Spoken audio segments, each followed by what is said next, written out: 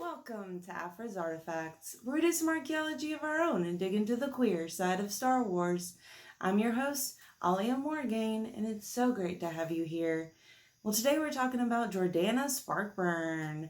Last week we talked about Sylvestri Yarrow, her ex-girlfriend come girlfriend again, and next week we're talking about their relationship.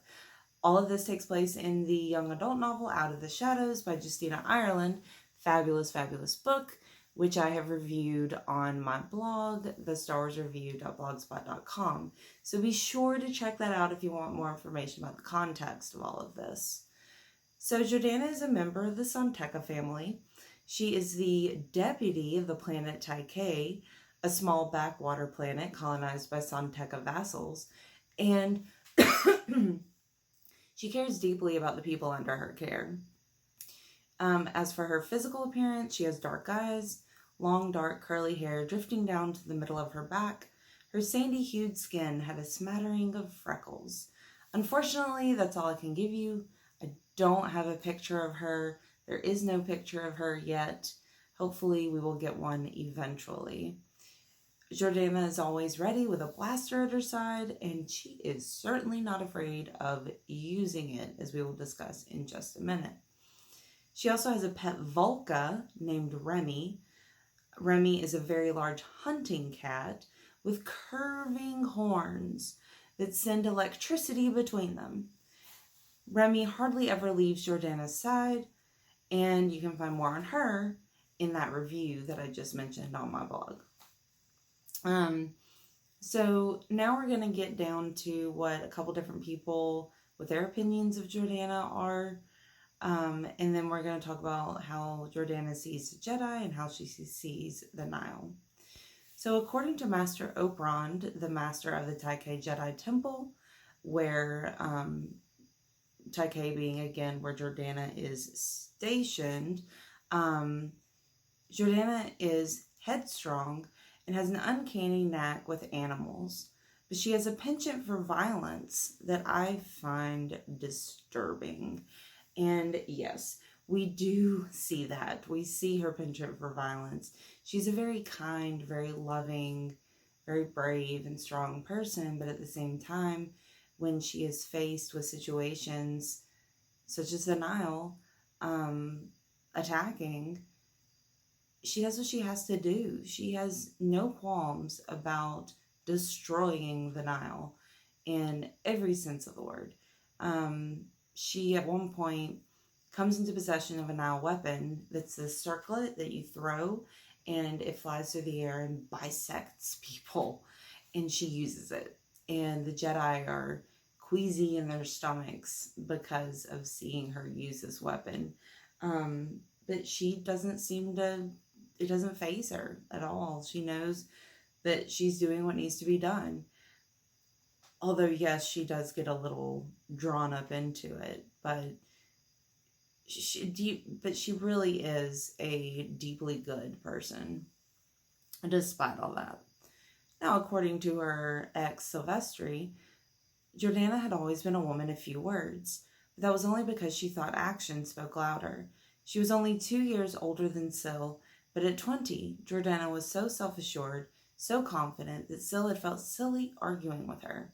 I mean, I guess that comes with the territory, right? If you're the deputy of a planet that's being constantly attacked by multiple different bad people, then yeah, you're going to be a little more self-assured, a little more self-confident. And although some of that is on the surface, because deep down, Jordanna wonders if she's doing enough. And we'll get to that in just a minute. And that leads us to Jordanna's view of the Jedi. She says, I think that maybe they cut themselves off from too much of life, so that the things they fight for are ideas, not people. It's not a bad thing. I guess that must just be how it is when you see all of the galaxy and its secrets laid out before you in distinct degrees of good and bad. So, although she still has a bit of a misconception of the Jedi, she does seem to understand them more than Sylvestri. Sylvestri's view of the Jedi was much more just focused on why are the Jedi going with us on this wild journey to the Barangi sector instead of fighting the Nile. Whereas Jordanna digs a little deeper and is like, you know, they're very dogmatic. They fight for beliefs, they fight for ideas. They don't so much fight for the people. And I can totally see that. I totally get that. There's also the whole thing that the Jedi think the Nile can be reformed. These are not reformable people. These are people that are dangerous, destructive, scary, violent, horrible people. But the Jedi think they can be turned to the good side. And Jordanna's like, don't know about that. But she does have a little bit of a misconception still, in that she thinks all the Jedi can see all the galaxy's secrets and the future and all that, when that is only the case for a very select few of Jedi. So she's still, in general, we can say the people of the galaxy don't completely understand the Jedi. Yeah. So her perspective on the Nile. So digging a little deeper, what does she think about the Nile? Well, she says, we all want a place to belong. The Nile have given the cast-offs and losers of the galaxy a home. They've given people with nothing something, and that is a very powerful thing. Are they bad? Of course. So, yes, she sees the Nile as bad, duh. But she also sees why they're so successful. Jordanna is extremely intuitive. She is able to understand a lot about what is going on around her. And she gets that the Nile is full of people who have been victimized, and they want revenge on the whole galaxy for their victimization. And a great example of that is actually Lorna D, one of the Tempest Runners, as we see in the audio drama called Tempest Runner by Kevin Scott. In her backstory, she was severely victimized, and it led her to join the Nile, where she felt like she could have some control of her life. So Jordanna is very insightful. And then we get to her being very introspective, as she says, I want to know what it means to be good.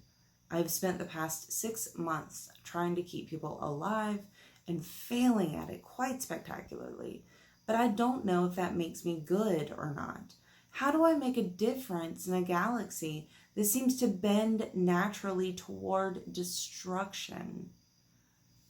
So although she's brave and strong and confident, she still feels inadequate. She feels like everything she's doing isn't making a difference. She's doing everything she can, and it's not changing anything. And that deeply, deeply bothers her. And it's a struggle she has throughout the novel, whether or not she is being successful at being a good person. And I love that she's worried about that. I love that that's something she cares about. I think she's a great character.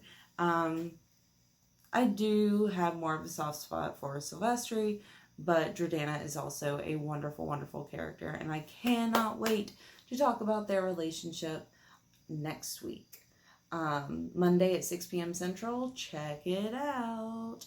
So please comment down below on what you think about their about Jordanna Sparkburn, what you think about her beliefs, her perspectives, all those good things. I'd love to hear your thoughts. And remember to like the video, subscribe to the channel, follow me on Twitter at OllieandMorgan, and peruse my blog at thestarwarsreview.blogspot.com. May the Force be with you.